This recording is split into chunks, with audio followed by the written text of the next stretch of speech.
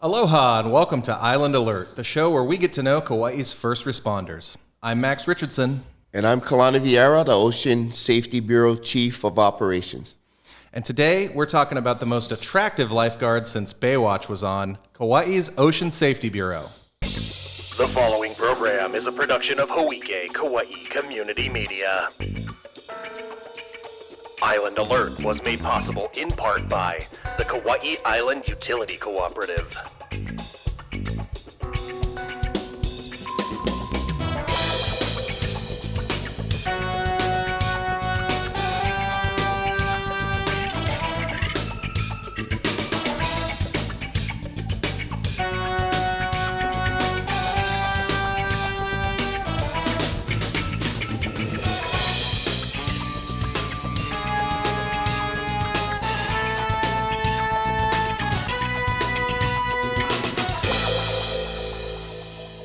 But before we dive in, don't forget to hit that subscribe button and follow Hawike on YouTube or on your podcatcher of choice for more great content. Stay informed, stay inspired, and stay connected with the stories that matter most on Kauai. So Chief, thanks so much for coming in. It's good to have you. Sure.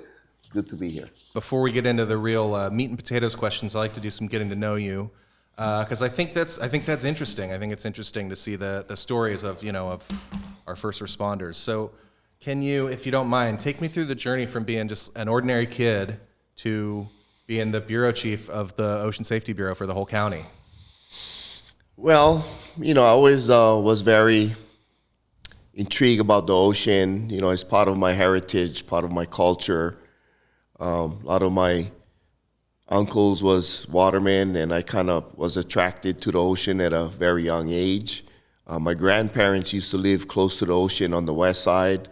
So I spent a lot of time at my grandparents' house because they was in walking distance to the ocean. I tried playing sports, but once I fell in love with the ocean, I knew that was my destiny I tried to become a professional surfer, and I spent a lot of time on and around the ocean. And I think when the lifeguarding position opened up later on in my life, and I thought that was kind of a calling for me because I love to be around the ocean. I feel comfortable in the ocean. Sometimes I feel more comfortable getting pounded by a 20-foot wave than doing interviews like this. So becoming a lifeguard was pretty natural because of just being around the ocean and surfing most of my life, diving, canoe paddling. So I really felt comfortable around the ocean, and I thought lifeguarding would be a great job for me. I just got my first child. That kind of what pushed me to become a lifeguard, because I wanted to learn CPR and first aid in case something happens to my kids. And that's kind of how it all started. I didn't thought I would be in the chief's position today when I started lifeguarding. But just being, I know the waters around the island. I feel comfortable in the ocean. I surf a lot of the breaks around the island. I know the community. And what better place to serve the community is become a lifeguard and making sure people come to the beach and go home safe. And, spreading the aloha spirit, especially when visitors come to the island. And, obviously, probably 99% of all visitors that come to the island is attracted by our beautiful beaches on the island. Absolutely. So why not educate them about the dangers, help them if we need to, and make sure they go home safely so they can enjoy time with their families. Yeah, that sounds great. So you said you got into lifeguarding a little bit later on. So what, if you don't mind my asking, what were you doing for work before then? Yeah, I started lifeguarding when I was 29 years old. Okay. And that's kind of a late start, but I kind of had a late start in life, and I kind of grew up later on in my life. Yeah. At one point, I was working a lot of construction, and I was a point in my life that I'm not happy to say, but I think I was in a dark place. I was very involved with drugs and alcohol at one point, and I tried to commit suicide. I'm really sorry to hear that. And I'm glad you made it out. That what made me wake up is I needed help. I was very sick and tired of being sick and tired. I was living in misery. I was depressed. I was somewhat a loser in my own heart, and my family, stealing from my family to support my habits. And I went to get some help in this beautiful treatment facility in California, in Northern California. And part of the treatment is a lot of counseling. And I remember one of the counseling sessions, we had a big group in the class, and then the counselor asked us, when we're done with our treatment here, what are the things you're gonna go do in your life to get high off life and not do drugs? So the first person mentioned that I want to go to Magic Mountain and ride the gnarliest roller coaster. And then the second person said, I want to go skydiving. And then it was my turn, and I said, I want to become a lifeguard and save lives. I think that's the highest feeling you could get, saving somebody's life. So as soon as I got home from treatment, it was 30-day treatment, I enrolled into the lifeguard training. One of my relatives was running the program at that time. And the first day of my training, I failed the swim test because I wasn't much of a technical swimmer. I was just more of a surfer. So throughout the 3 weeks of the training, I really got involved, and I really liked the training and the challenges of becoming a lifeguard. And today I'm the lifeguard chief. So I think by me trying to save lives and educating about people being safe, I think that's what keeps me alive. It's by sharing the knowledge that I know and trying to help people stay alive. And that's what pushes me and keeps my passion alive of trying to create better programs and do a lot of better education and working with the young youths with like our junior lifeguard program.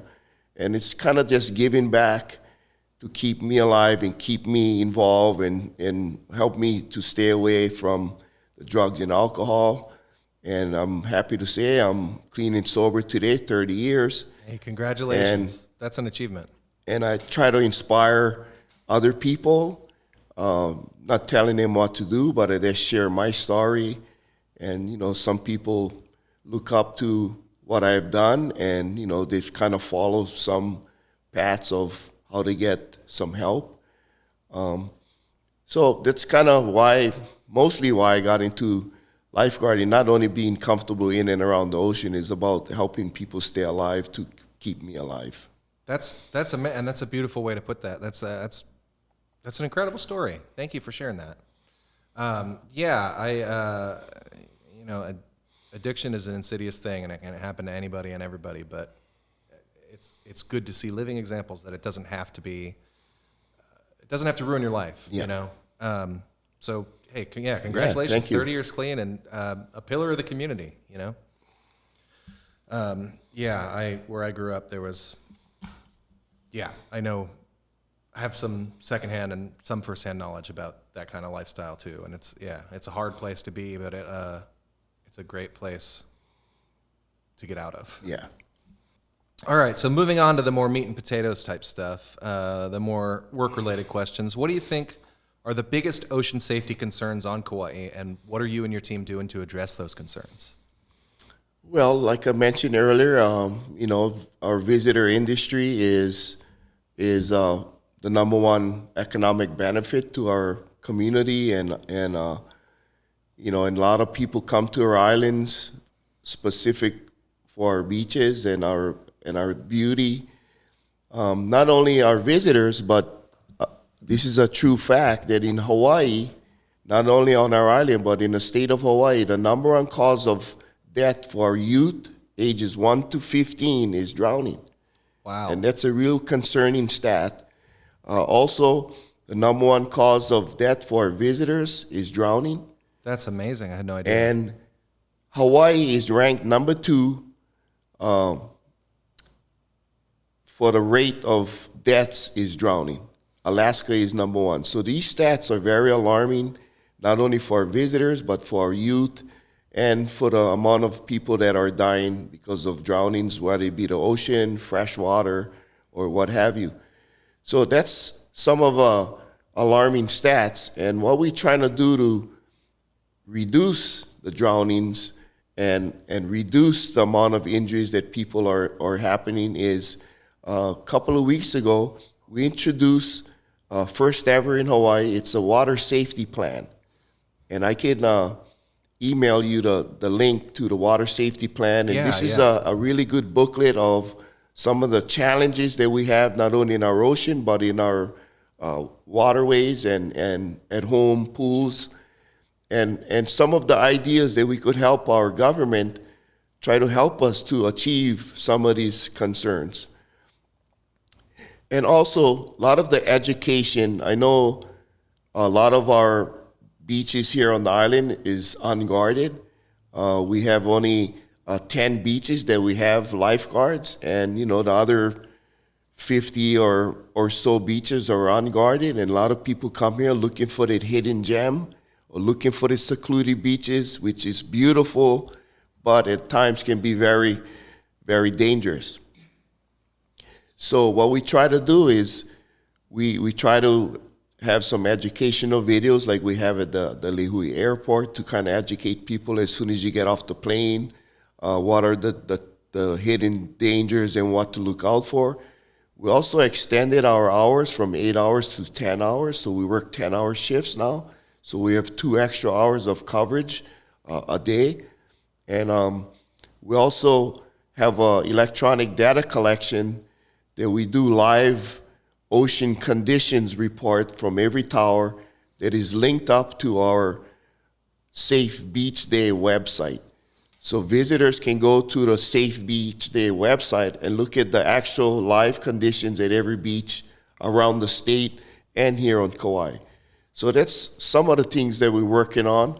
Obviously, our junior lifeguard program is a really good, positive program, not only for our youth, but also a lot of these kids enjoy the beaches like I do when I was young, and they boogie board, they body surf, and they surf at their local beach where we don't have lifeguards, that they have the tools and skills to help keep some of those areas safe if people get in trouble, or they can do a lot of preventative actions if they see people going into a dangerous area. So that's some of the things that we're working on.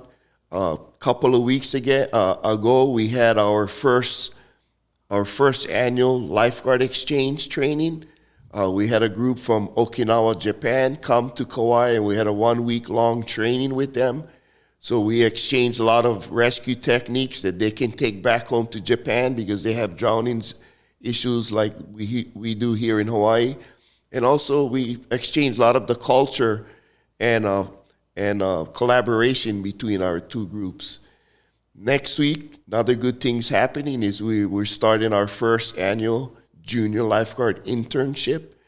And this program is for a variety of 6 individuals that will be having them go through a lot of training similar to the lifeguards, that they'll be CPR certified and certified in life-saving, trying to encourage them to become lead instructors into our junior lifeguard program.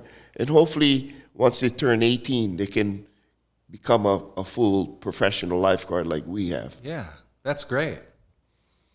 So that's kind of a few things that we're trying to keep our community safe and try to reduce the amount of drownings and injuries.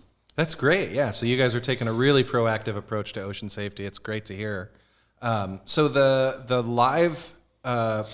live beach conditions on the Safe Beach Day website, that's a human lifeguard observing the conditions and sending that data into the head office. That's not like a buoy like the surf buoys or whatever? No, so the National Weather Service, they do a day-to-day buoy prediction. Right. And the National Weather Service calls us up twice a day to get an actual live report from what we see at our beaches to see if it'll match their prediction. Okay. Sometimes they're off. Most of the time they're on, but sometime they might be giving a report, but the live ocean conditions is much bigger than they're saying. So they're trying to match our live report with their prediction. So the lifeguards, once they input the data into their iPad, once they press save, it goes automatically to this website, which is great. Yeah, that's great. And this watchtower data collection that we started here on Kauai, we was the first island to start this, and the outer islands, Maui, the Big Island, and Oahu are just starting to use this same data collection that we can share the information statewide, for justify a lot of, or share data so we can see which island or what hotspots or how many rescues each island is doing. That's incredible, yeah. And I think for folks at home, I know I trust information I see on a website or something more if I know that information was collected by a real person and not a computer. So that might be a good tip for the folks at home, that Safe Beach Day website, that information you're getting is coming straight from a real live human lifeguard. Yes. And that's awesome that Kauai is the leading, on the cutting edge with that technology. That's really cool. Yeah, before we had the electronic data collection, we was all paper and pencil, and the managers or supervisor would have to collect the paperwork twice a month, and they would have to go take it back to the computer, and they would input all this data, and it would take them hours and time. Collecting the paperwork took hours.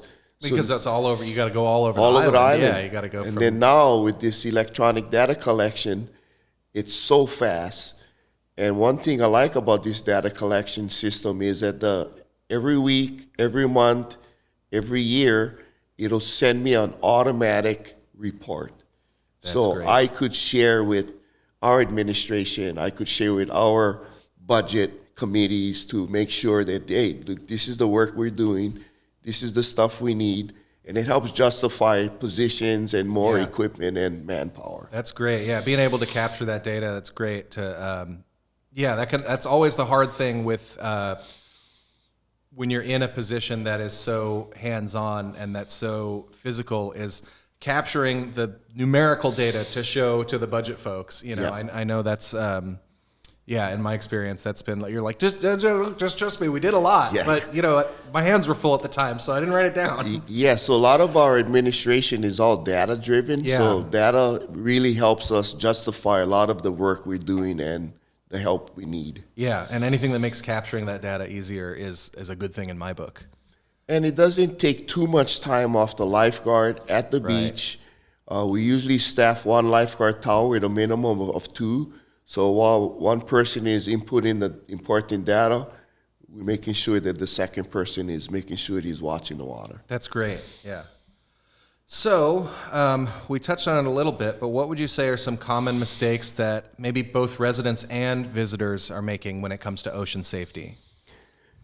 Well, for me, I truly believe that when people go to the beaches, while you're a local resident or a visitor, and you're not familiar with that specific area, obviously you want to take at least 20 minutes of your time to observe the conditions first. Obviously if there's no one on the beach or no one in the water, that's a good indication that something is either hazardous or there's a reason why there's nobody there. We try to encourage everybody, the safest places to enjoy the beaches is where the lifeguards are stationed. Your chances of drowning at a lifeguarded beaches, I think the stat is 1 in a million. Your chances of drowning at an unguarded beach is maybe 1 in 1,000. So your chances are much greater drowning at a beach where there's no lifeguard. Look at if there's any signage in the area. A lot of the beaches that we have has permanent signs that kind of indicate some of the dangers, like dangerous shore break, or rip current, or high surf.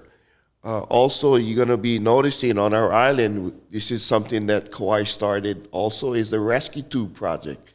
If you go to around our beaches today, you'll see probably over 200 of these yellow rescue tubes stationed on a pole with information. If you see somebody in trouble, it'll give you a good checklist of what to do. Call 911.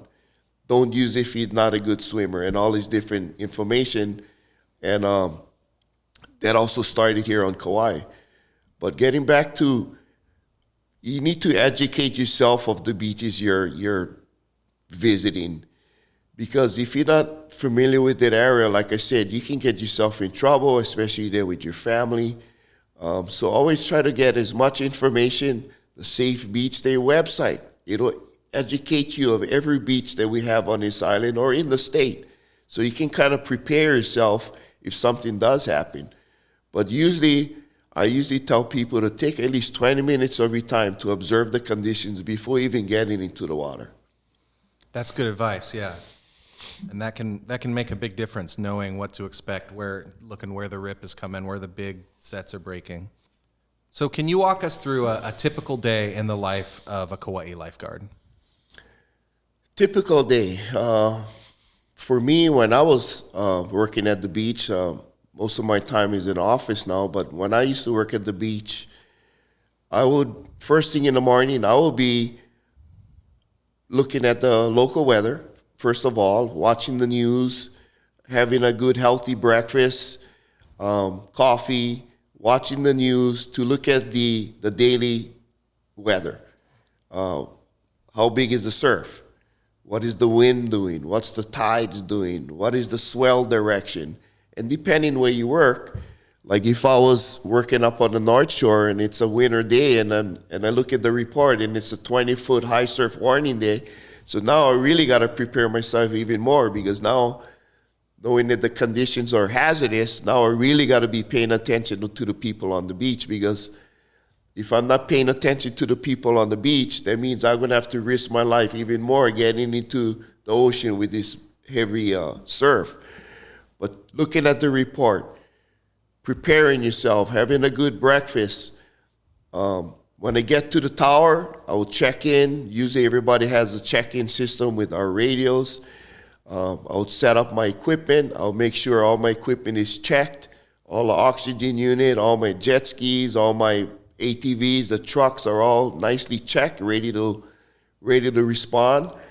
And first thing in the morning, I'll probably do my stretches while I'm watching the water, looking for any potential hazards on the beach, and get that removed or roped off or marked so nobody gets injured. And pretty much watching the water. That's pretty much our primary job, is watching the water and doing preventative actions. Preventative actions is you see something about to happen, you go down there and you warn the people. You see people might be going in a hazardous area, you go down there, you warn the people, send them to a safer beach. Posting a sign, putting an orange flag, making announcements over our PA system on the lifeguard tower, and trying to do the best preventative actions we can, because to us, a dry lifeguard is a good lifeguard, because that means he's doing his proactive job and making sure people are warned, keeping yourself in good physical condition. We also have a good hour of workout time that we try to shift and take turns on the workout time, run, swim, paddle, maybe some light weight, stretching, to make sure you're in good physical condition, because there's a lot of times you might have to be running down the corner, half a mile or a quarter mile, and then you got to swim out so far or whatever. So being in good physical and mental condition is probably one of the important things of becoming a lifeguard. And try to keep yourself busy during the day, because at times it can be boring depending on the beaches you're working at. You know, try to keep yourself busy, answer a lot of questions. A lot of people come to our towers, and we probably heard every question in the book. And try to answer the questions the best you can, even if it's 1,000 times a day. You know, where's the best snorkeling and whatever. But, you know, the day goes by pretty fast. Try to stay out of the sun and not get burned too much. We have some really good lifeguard towers that you can stay out of the sun and out of the elements.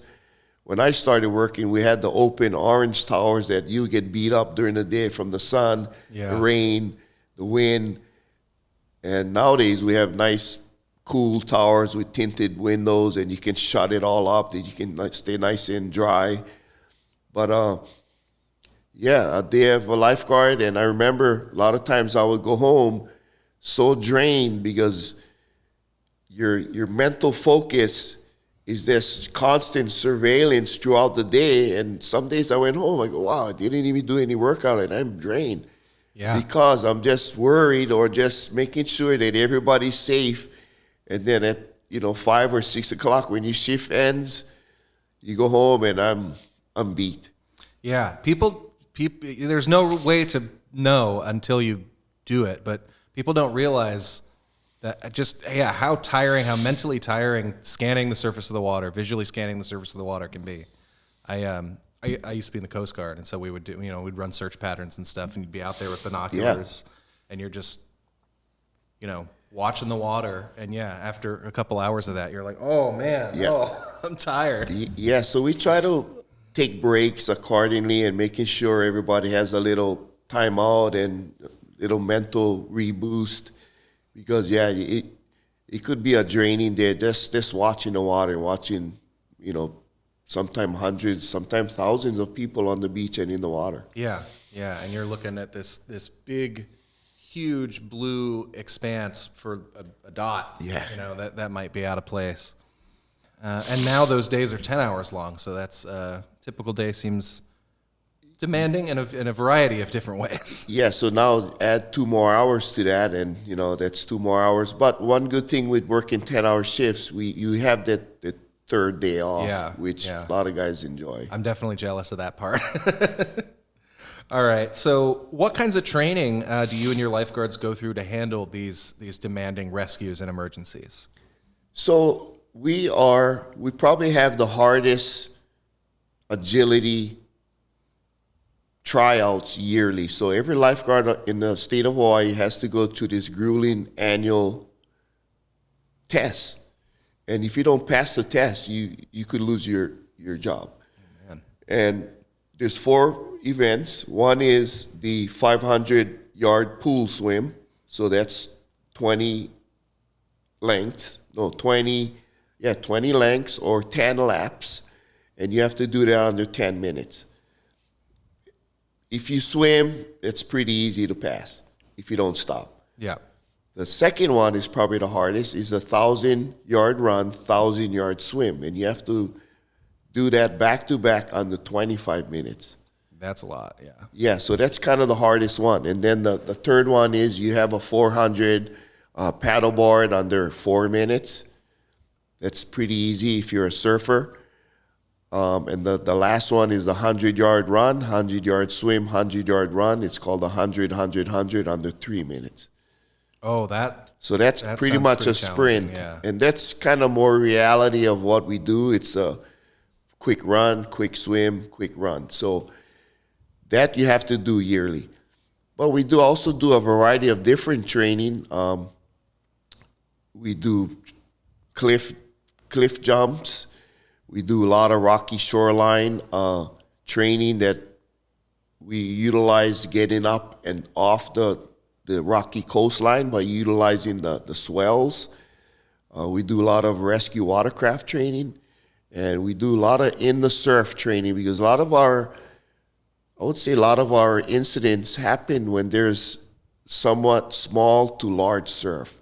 So we do a lot of in the surf training, and that's why a lot of the surfers become good lifeguards, because they understand where the good waves are, where the rip currents are, how to utilize the waves to your advantage and not use them against.